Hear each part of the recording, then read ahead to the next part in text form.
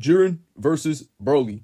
Who wins? I'm not going to drag out the intro of this video for too long, so I'll just cut to the chase. There seems to be a lot of ignorance and bias within the fandom on which of these characters would actually win within like the series power scaling, but I'm going to address all of the misinformation and misconceptions about this whole debate and show you guys why Jiren absolutely destroys Broly based off the title of this video. Now, I know that may sound very extreme for the other side, aka the Broly side, but just hear me out on this one, as there seems to be a lot of evidence pointing towards Jiren than Broly, and I especially want to be clearing out all those weird guidebook statements about Broly being stronger, which are just really taken out of context. So with that out of the way, let's get into the video. Starting off with Jiren, it's very well established that he is Goku's greatest enemy before the Broly movie, and it's just one of the strongest people, and arguably the strongest character in the Tournament of Power. Yeah, I'm not even joking. That's a whole nother debate on its own. But why is this important? Because it sets a well-established narrative that he's a really strong dude. I mean, the guy is stronger than every single god of destruction, and there is so much evidence about this. There may be a way more evidence beyond this video that I can't even fit into here. But yeah, pretty obvious. But with Jiren well established, and then Broly just comes in, how do people then suddenly believe that Broly is stronger than Jiren? Like, where does this idea come from?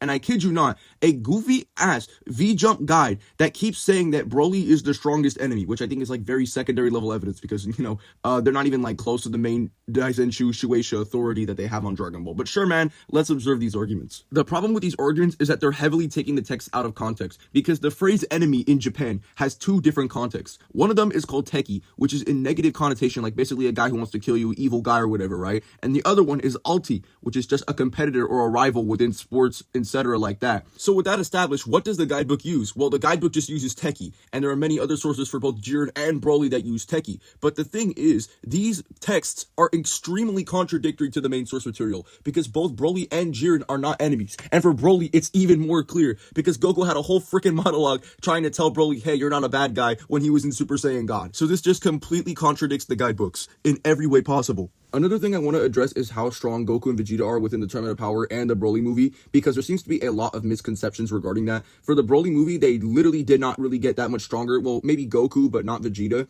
because there's nothing that actually proves Vegeta got any stronger, but we do know that it is the case for Goku, because his Super Saiyan does perform better than Vegeta's Super Saiyan God. And maybe he did train, I guess, but probably not as significant as whatever Goku was doing. But here's the thing.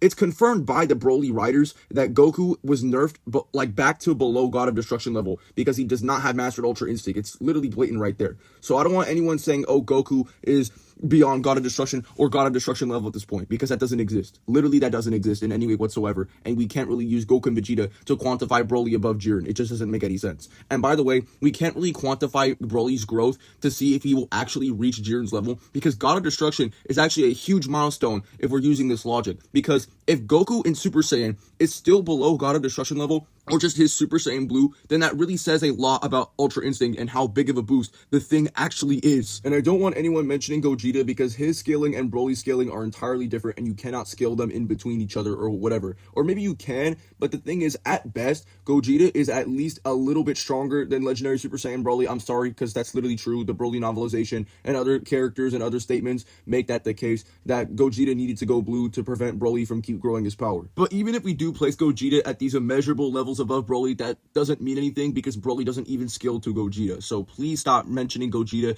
in this debate, because it does not make any logical sense whatsoever to compare a character that is obviously stronger than Broly or equal to him in some way. With all of those misconceptions established, who actually wins? Well, with Jiren, it's very well established that he's beyond every single God of Destruction, when for Broly, he's just compared to Beerus, or he's just compared to God of Destruction level. So it's very obvious that the source material places actual metrics on these two characters, making it more valid and reliable than other outside sources. Oh, and by the way, Goku would know Beerus' full power because he literally fought Jiren. Like, Whis was telling him all of those metrics about Jiren being above Beerus. So yes, this is reliable. He's literally saying that he's probably stronger than Lord Beerus, which is kind of like a hard to tell statement, but he's literally making that basis because he fought Jiren. So legit, this just confirms everything. And I don't want anyone in my comments trying to say that Jiren is an enemy because of that one thing he did to Goku's friends when he tried to fire a ki blast at them. But the reason he did that was because it was a testament to Goku on if trust was really everything to him. Even though that sounds like very intense in nature, it's still technically not necessarily evil, but more so a testament. Again, it was to test Goku, not necessarily an act of evilness. And for my last point of this video, people will try to argue that Gogeta and Broly are stronger than Jiren because of this whole thing about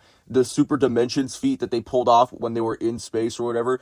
But the thing is, right, both Goku and Jiren have super dimensional power as well, and there are plenty of statements supporting that being the case, so they would both be equalized in terms of comparing statements and feats together. So this doesn't actually mean anything, it just means that all four of these characters are all at super dimensional power, so it wouldn't be a huge superiority over one another. Yeah, so in conclusion, I will open your ass cheeks, Jiren. Boy, you finna die.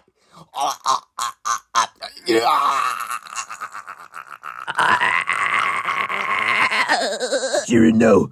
Please, I'm sorry. The Huts are watching. I can't lose. No, Kakarot.